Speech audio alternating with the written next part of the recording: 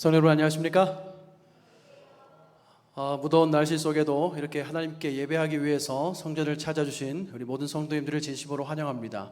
또 함께 방송으로 예배에 참석하시는 우리 모든 성도님들께도 하나님의 특별한 은혜와 성령의 감동하심이 함께 하시기를 간절히 바랍니다.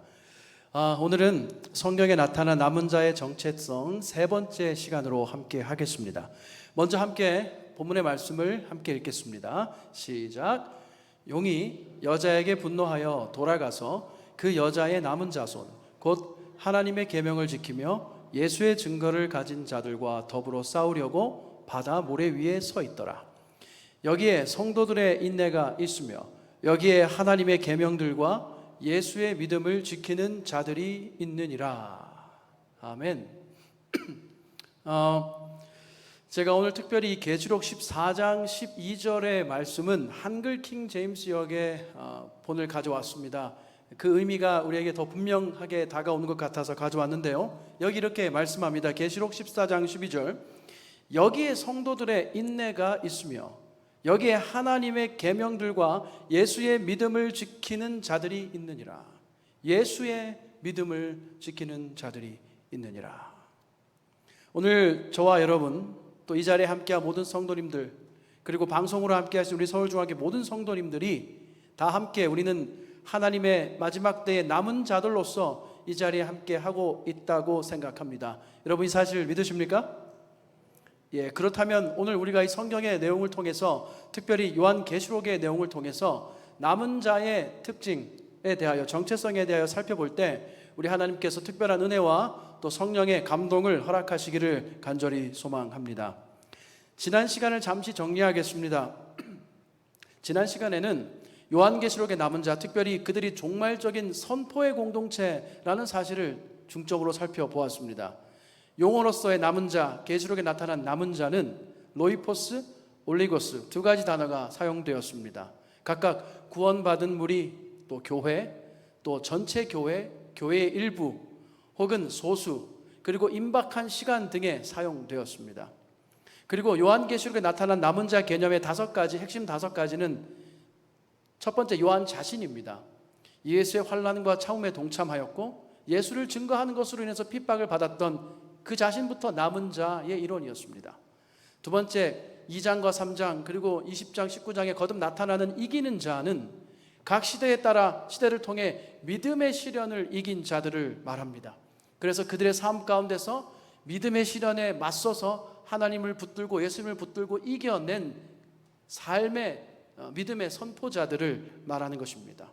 그리고 14만 4천인으로 알려진 14만 4천은 상징적인 숫자로서 이들은 예배하는 무리, 특별히 어린 양을 따라가는 삶의 예배자들로 묘사되고 있습니다.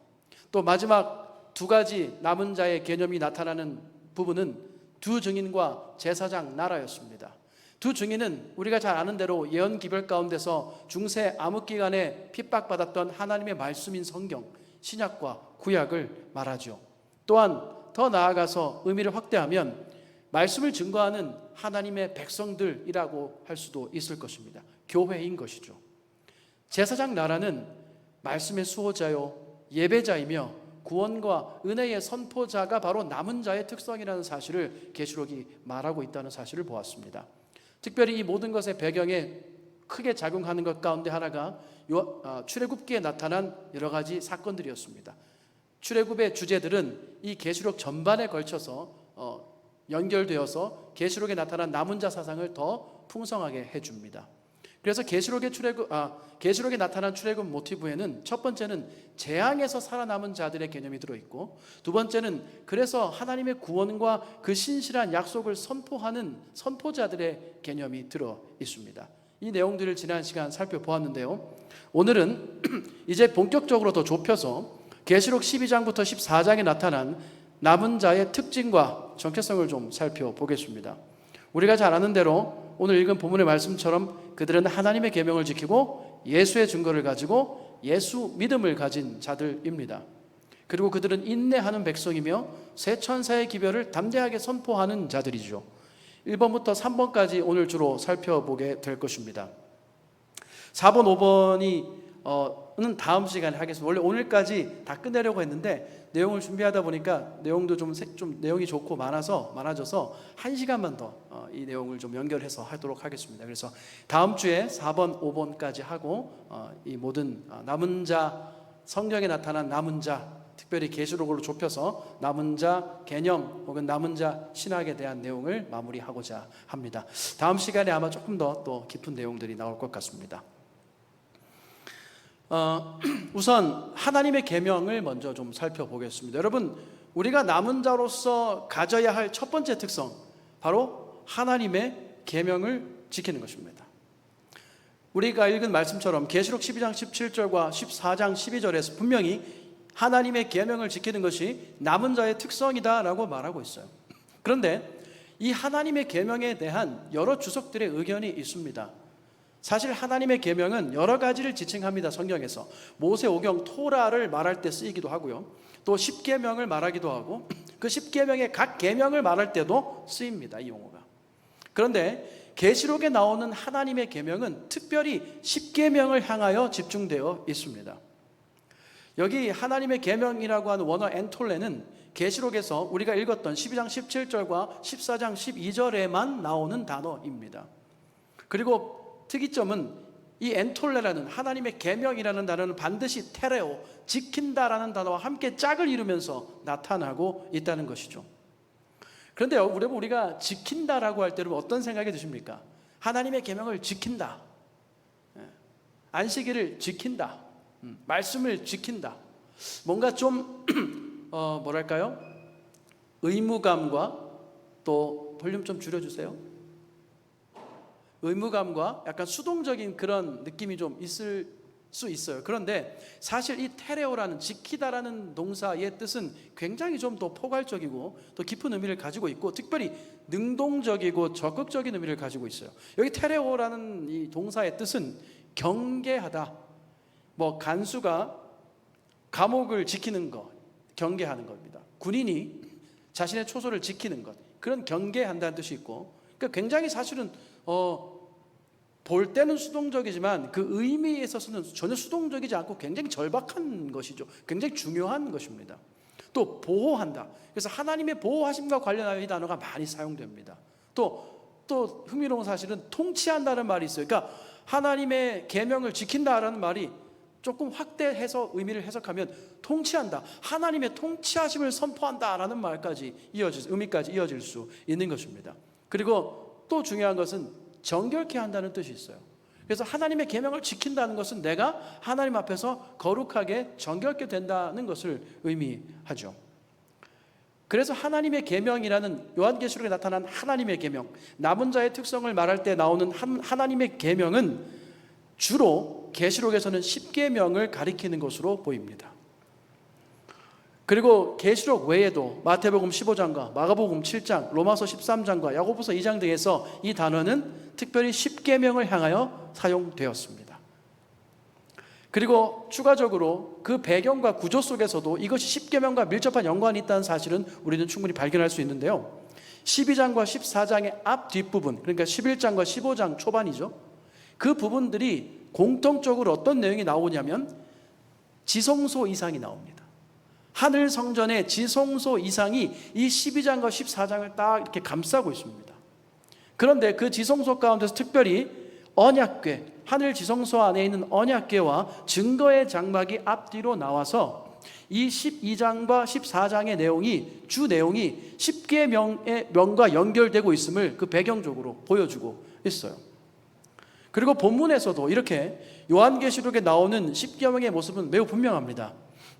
여기 왼쪽 편에, 여러분 보시는 오른쪽 편에 내용들을 보시면 안식일에 관한 암시, 또 십계명 가운데 우상, 살인, 간음, 도적질과 관련된 내용, 창조에 관련된 내용, 일하지 못하게 하는 내용, 거짓말에 대한 내용, 우상을 숭배하는 내용, 하나님의 이름을 망령되이 일컫고 참남되게 하는 내용 등이 이렇게 평행을 이루면서 요한계시록 12장 전후의 내용과 출애굽기 20장의 내용이 같이 평행을 이루면서 흘러가고 있는 모습을 통해서도 이 하나님의 계명이 십계명을 분명히 말하고 있다는 사실을 우리는 알 수 있습니다.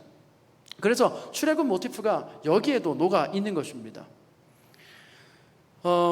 그래서 십계명이라는 것이 사실은 요한계시록 전체의 구조를 통해서 볼 때 12장 또 14장 우리가 아는 14만 4천 또 세천사의 기별, 요 남은 무리의 정체성이 나오는 이 부분이 계시록에서 굉장히 중요한 핵심 센터인데, 그 속에 십계명의 사상이 흐르고 있다는 것이죠. 십계명이 그것과 함께 평행을 이루면서 나온다는 사실이에요. 그러니까 계시록의 중심부에 하나님의 계명, 십계명이, 하나님의 말씀이 있다는 것을 보여주고 있습니다. 이러한 십계명에 대한 설명은, 하나님의 계명이 십계명이라는 설명은 종말적인 배경에서 더욱더 분명하게 부각됩니다. 여러분, 예수님과 바울이 종말에 관한 말씀을 할 때에 그때 항상 나오는 말이 있습니다. 그것이 바로 불법, 아노미아라는 단어입니다. 말세가 되면, 마지막 때가 되면 불법이 성하겠다, 불법이 많아지겠다. 예수님도 마태복음 7장, 13장, 23장 등에서 그 말씀을 하셨고, 바울도 데살로니가 후서에서 그렇게 말했습니다. 종말 관련 문맥에서 이 하나님의 계명을 옹호해야 하는 중요성이 부각되는 것이죠. 그래서 불법이 등장하는 것입니다. 오늘날입니다. 이 마지막 때가 될수록 불법이 성행한다. 여러분, 불법이 뭘까요? 불법은 단순히 보면 십계명을 경시하는 것이죠. 그런데 그 본질은 십계명, 하나님의 법의 핵심인 사랑이 없는 것이에요. 정확히 말하면 사랑이 없는 것이 아니라 자기 사랑만 있는 상태인 것입니다. 그게 불법이에요. 질서가 없죠. 하나님의 법을 옹호하는 것의 핵심은, 여러분, 자기 사랑을 버리는 것입니다. 그러니까 남은 자의 핵심은 자기를 사랑하지 않는 것, 자신에 대한 사랑과 자아를 내려놓는 것입니다. 그리고 이 자기 사랑의 핵심은 언제나 하늘에서부터 그랬습니다. 계시록이 말하는 사단이, 계명성이 땅에 떨어졌다는 그 죄의 시작부터, 이 시작은 주도권 싸움이었습니다. 그것이 죄의 본질이었어요. 계시록이 말하는, 그래서 계시록이 말하는 죄악의 시작을 주목할 필요가 있는 것입니다. 그 큰 죄의 시작은 어디 우주 하늘 변두리에서 시작된 것이 아닙니다. 하나님의 보좌 가장 가까이에서 하나님의 보좌를 높이는 일을 맡았던 그 자가 죄악이 된 것이죠. 주도권 싸움이었습니다. 여러분, 우리 삶의 모든 주도권, 모든 영역에서의 주도권이 하나님께 있다. 여러분, 따라해 볼까요? 우리 삶의 모든 영역에서 주도권은 하나님께 있다. 이것이 남은 자의 고백이라고 사실 계시록은 말하고 있는 것이에요. 그래서 여러분, 우리 자신에게 이렇게 물어봅시다. 우리는 하나님의 법 십계명의 옹호자들로서 그분의 사랑을 선포하고 있는가? 다시 말해, 자기 사랑을 끊임없이 매 순간 포기하고 있는가 하는 것이에요.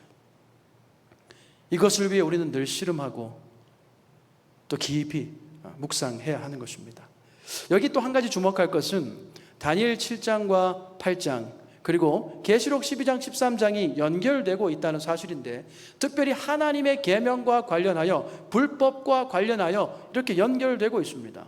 7장 8장에 큰 말하는 이 다니엘서에는요, 때와 법을 변개하는 것, 뿔이 법을 변개하고 뿔이 하늘까지 높아져서 주도권 싸움이 일어나다 못해 이제 하나님 위로 올라서려고 하는 그 싸움이 일어나고, 특별히 그 가운데서 그 하나님의 법을 바꾸려는 그 시도가 적그리스도의 뿔의 세력으로 나타나고 있는 것이죠. 반면에 십계명에서 우리에게 주는 권면은 무엇입니까? 하나님의 이름을 망령되지 말고 그분의 법을 준수하고 따르고 순종하라는 내용이죠.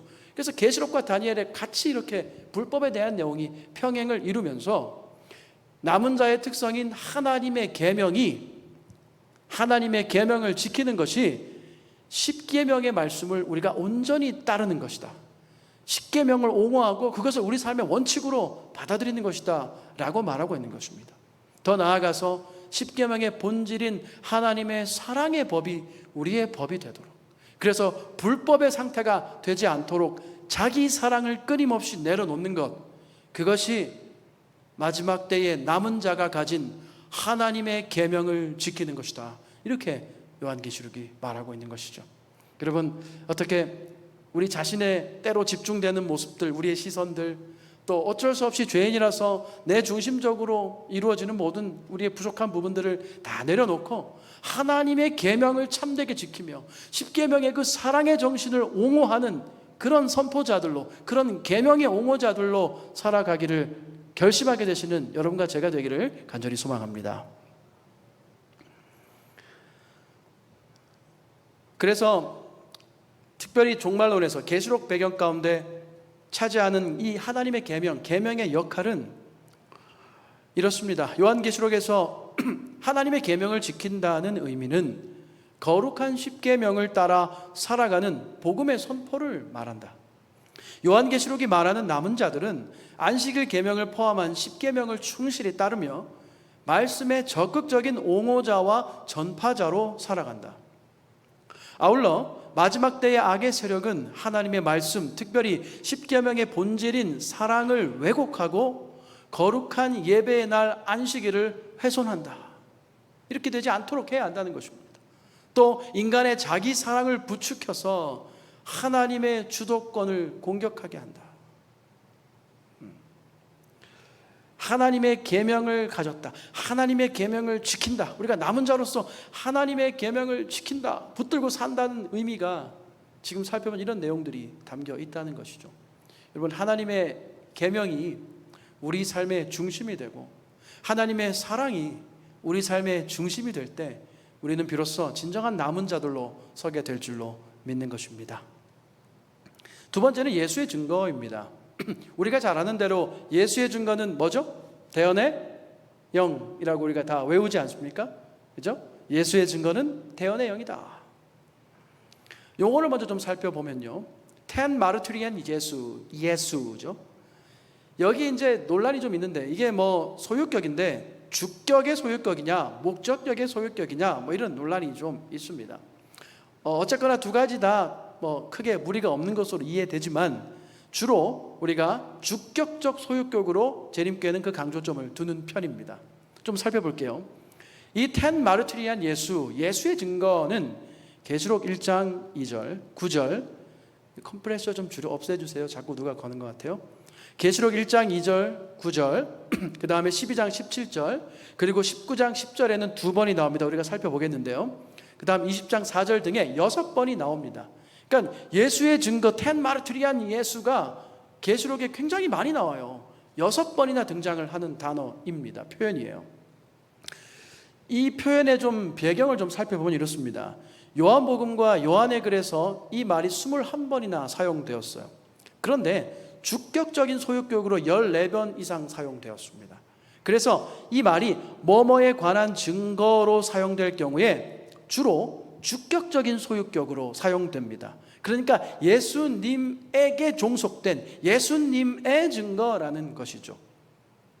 그래서 요한계시록에서는 예수의 증거가 하나님의 말씀, 하나님의 계명과 함께 평행을 이루면서 항상 나타나는 특징을 가지고 있어요. 특별히 여기서 하나님의 뭐뭐라는 표현의 의미는 하나님께 주권이 있습니다. 그래서 하나님이 말씀하신 것, 하나님께 속한 것이라는 의미를 가지고 있는 것이죠. 대언의 영에 대해서 조금 더 살펴볼 필요가 있겠죠. 대언의 영이란 단어는요, 예수의 증거를 설명하는 단어인데 이 대언의 영은 계시록에 딱 한 번 나옵니다. 계시록 19장 10절 다 함께 읽겠습니다. 시작. 내가 그 발 앞에 엎드려 경배하려 하니 그가 나더러 말하기를 나는 너와 및 예수의 증거를 받은 내 형제들과 같이 된 종이니 삼가 그리하지 말고 오직 하나님께 경배하라. 예수의 증거는 대언의 영이니라 하더라. 여기 대언의 영은 그 뜻이 이렇습니다. 대언은 프로페테이아라고 해서 예언의 은사를 말합니다. 성령이 주시는 예언의 은사예요.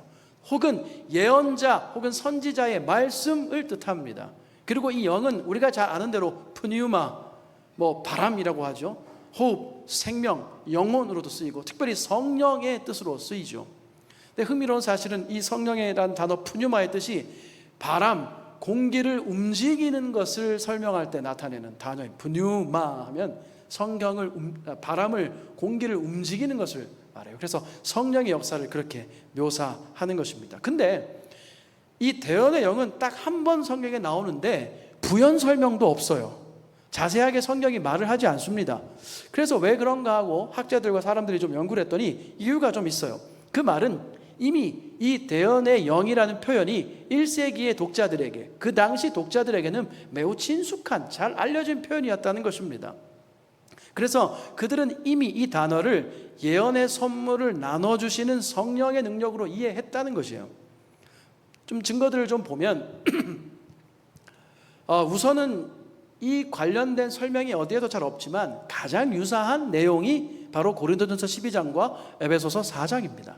여기에서 어떻게 우리가 잘 아는 성경절이죠.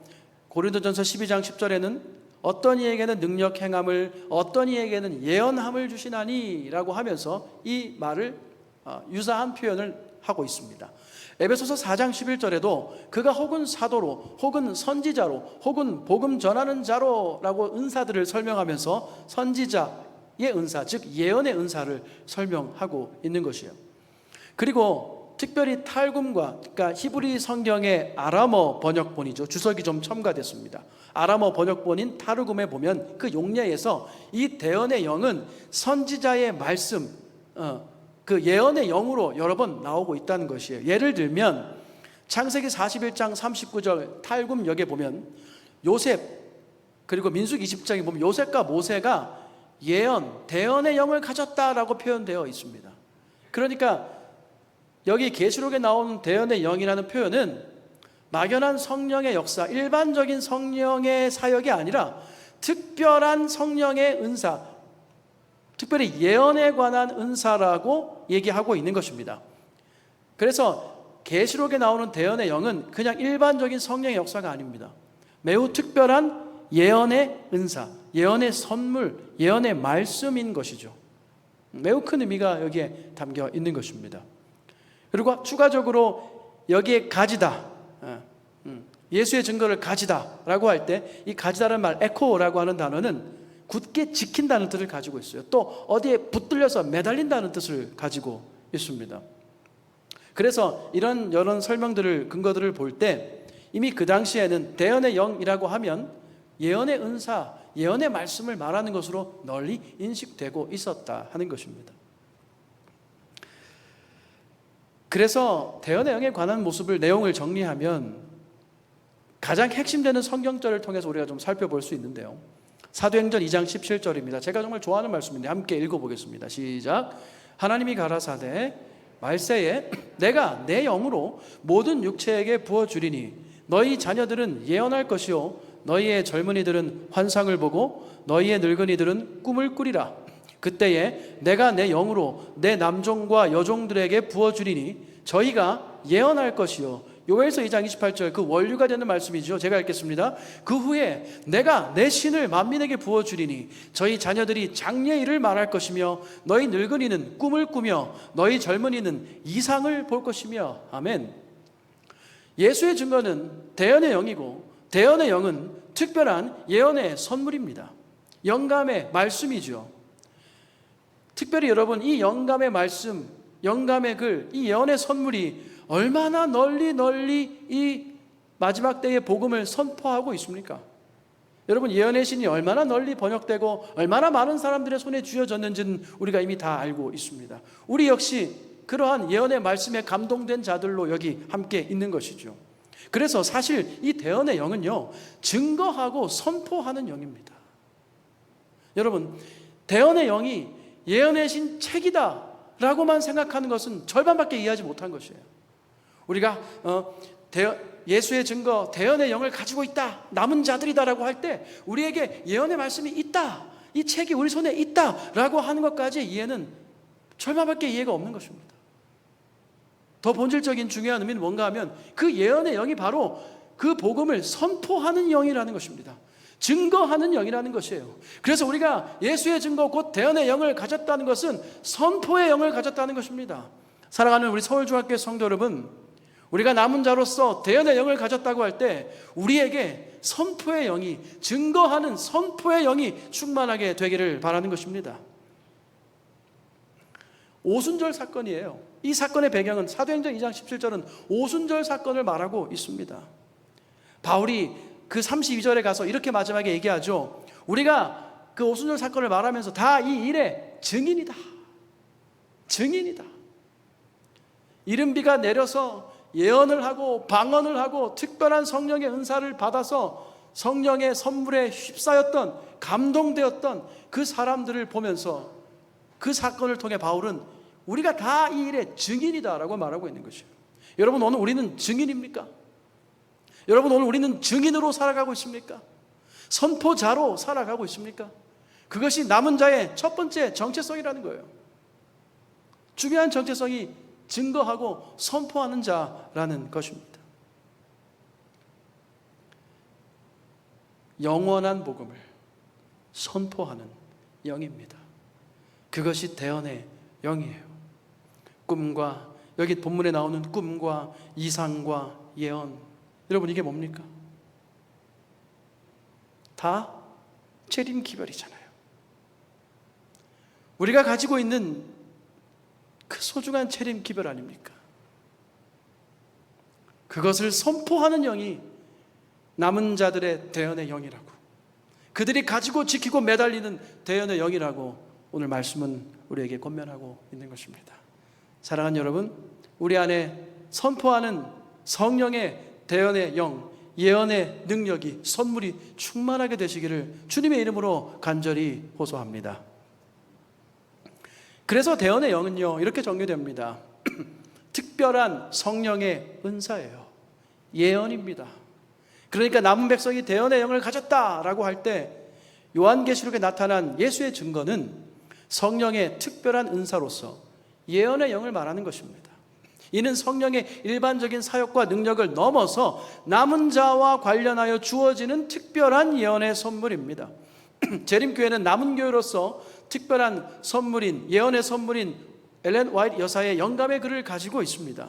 지키고 있죠. 선포하고 있죠. 그리고 엘렌 화이트의 영감의 글은 혹자들이 얘기하는 것처럼 소라 스크립트라, 오직 성경에, 오직 성경, 오직 성경으로 라는 원칙과 배치되는 그런 원칙이, 그런 영감의 글이 아닙니다. 성경의 권위 안에 있는, 아까 살핀 사도행전과 요엘서에 나온 말세에 예언하겠다라고 하는 성경의 권위 안에 있는 예언의 말씀, 예언의 선물인 것입니다. 그리고 이러한 대언의 영은 마지막 때를 위하여 복음을 선포하는 늦은 비의 영이라는 사실을 믿게 되시기를 간절히 소망합니다.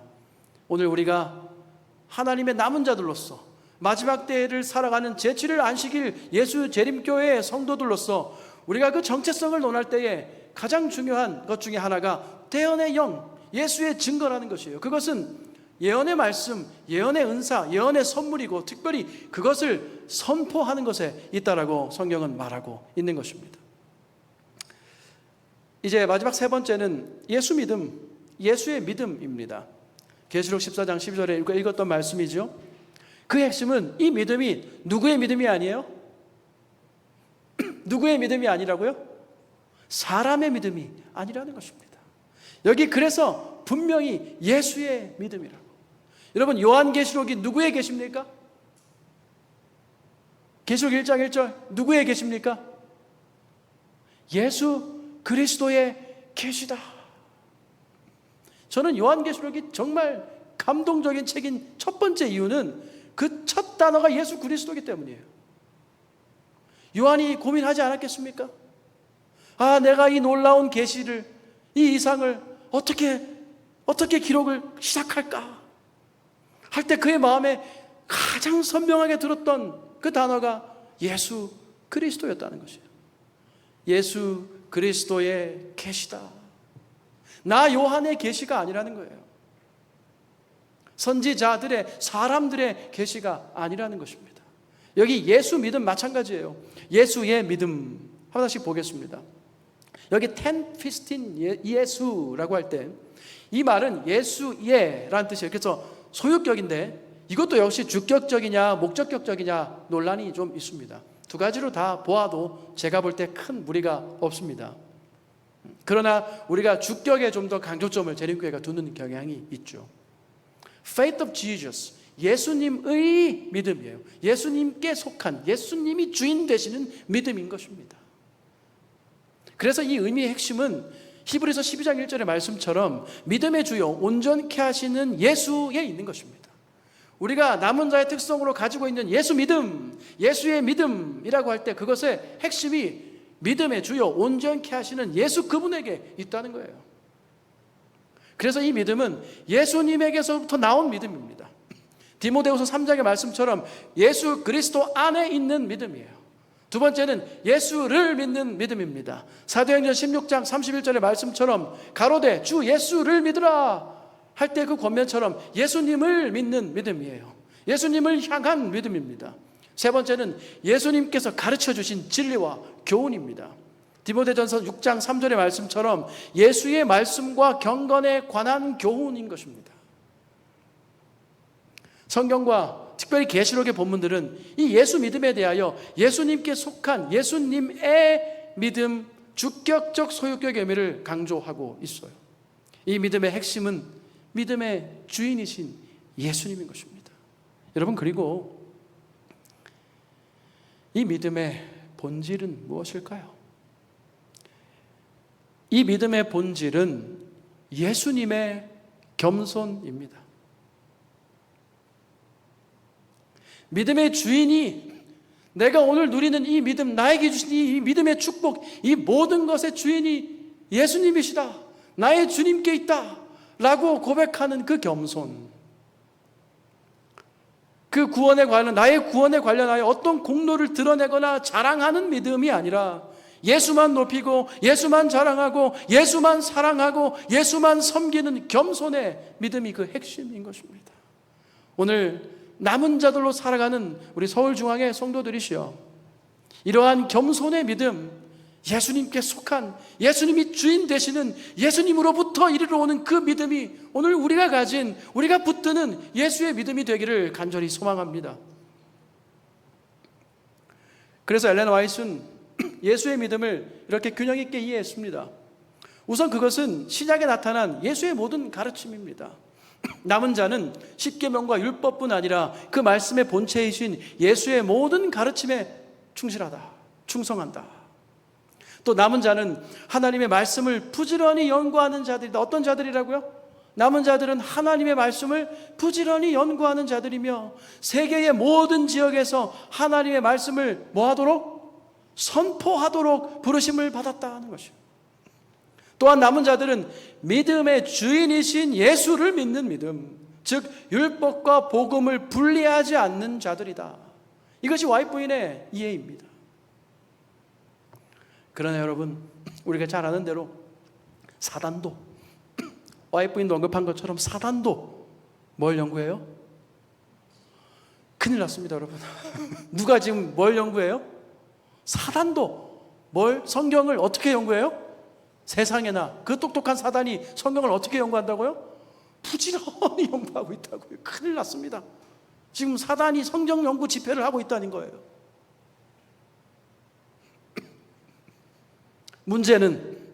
그러나 그 사단의 문제는 그는 하나님의 뜻을 얻기 위해서가 아니라 자신의 뜻을 주장하고 관철시키기 위하여 성경을 연구한다는 것입니다. 사단은 성경을 연구하기는 하는데 그 성경 연구를 통하여 자신의 생각과 자신의 뜻을 설파하기 위하여 성경을 연구하는 목적을 갖고 있다는 거예요.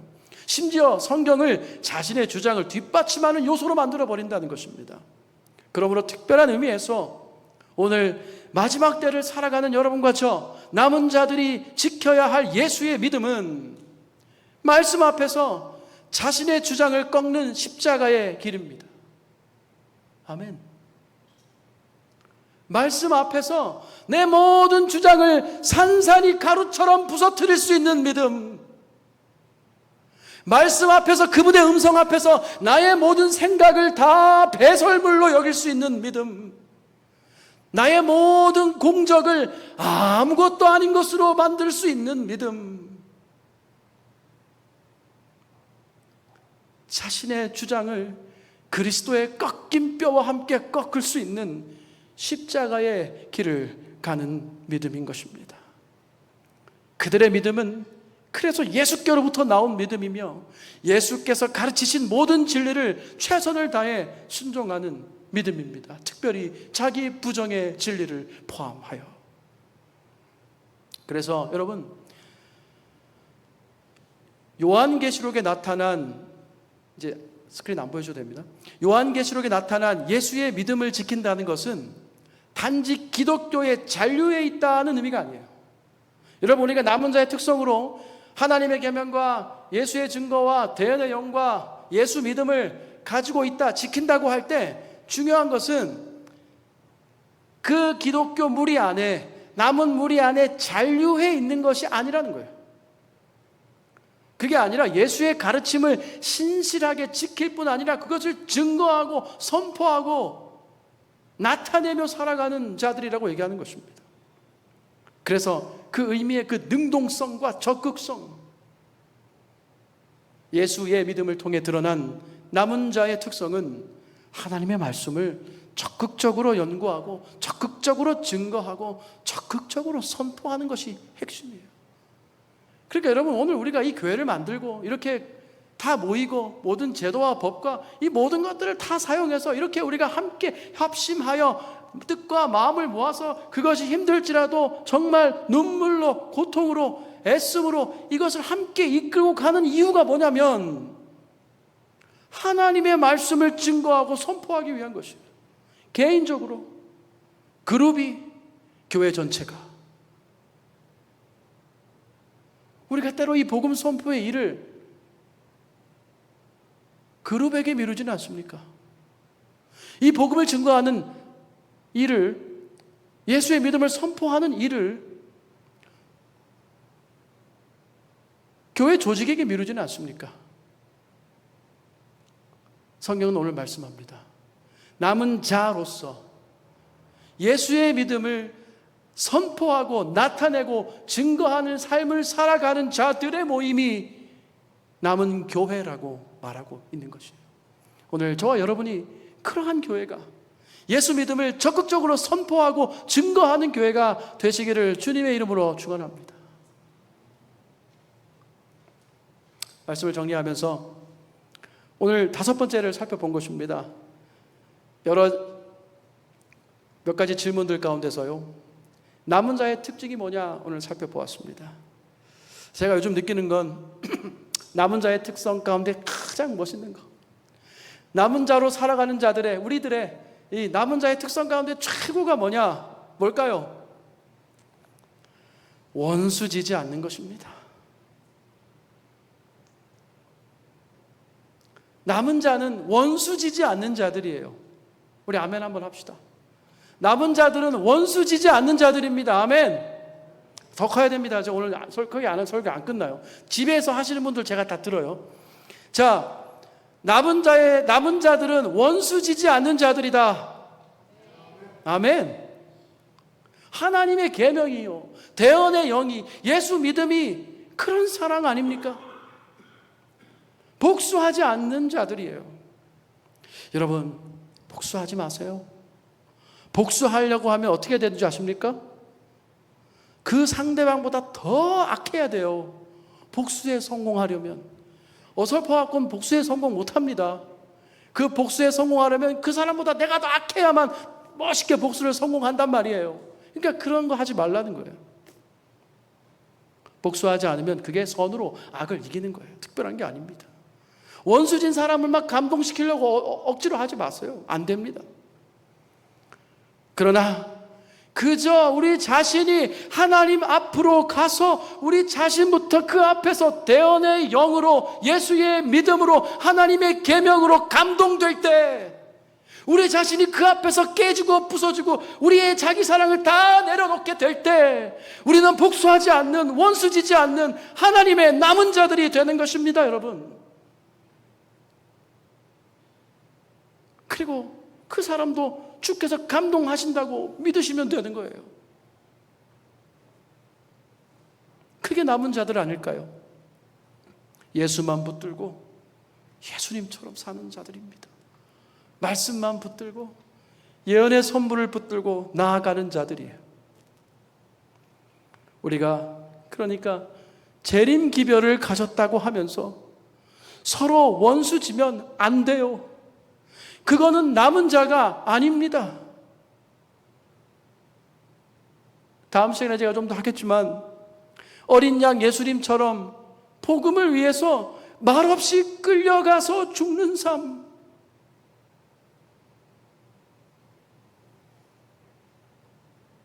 복음을 위해서 모든 비난을 감내하며 인내하며 끌려가서 죽는 삶, 그 삶이 남은 자의 정체성인 것입니다.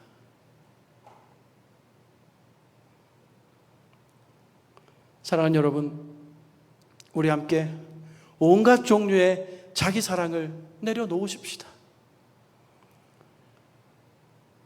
우리는 자기 사랑을 내려놓는 남은 자 공동체인 것입니다. 마지막 한 가지만 덧붙입니다. 누가 우리 교회를 제일 사랑할까요? 저도 교회를 좋아하고 교회를 열심히 내는 편인데 가끔 생각을 해봐요. 누가 우리 교회를 제일 사랑할까요? 우리가 열심으로 뒤지지 않는 분들이 많습니다. 열정으로 뒤지지 않고 헌신에 뒤지지 않는 분들, 너무나 훌륭한 분들이 많아요. 제가 묻습니다, 여러분. 누가 교회를 제일 사랑할까요? 하나님이. 이 교회의 주인 되시고 이 교회를 만드신 하나님이 우리 교회를, 여러분과 저를, 이 교회를 가장 사랑하십니다. 하나님이 우리 교회를 제일 사랑하셔요. 이 사실을 믿으십니까? 거기에 우리의 열쇠가 있다고요. 거기에 우리의 해결책이 다 있는 거예요. 다시요, 누가 우리 교회를 제일 사랑하신다고요? 하나님이. 우리 남은 자들로 살아가려고 지금 이렇게 예배하며 정말 믿음의 싸움을 싸우며 나아가는 우리들을 하나님께서 가장 사랑하신다고 사실 계시록은 말하고 있습니다. 사랑하는 성도 여러분, 남은 자로 살아가는 여러분들의 매 순간 위에 우리 하나님의 보호하심과 또 하나님의 말씀의 능력과 대언의 영의 뜨거운 인도하심이, 그 선포의 영이 함께 하셔서 여러분이 매일의 삶에, 우리의 매일의 삶이 복음과 함께 즐거운 삶이, 가슴 벅찬 삶이 되시기를 간절히 바랍니다. 남은 자로 살아가는 여러분과 제가 되기를 간절히 소망하면서 말씀을 드리겠습니다.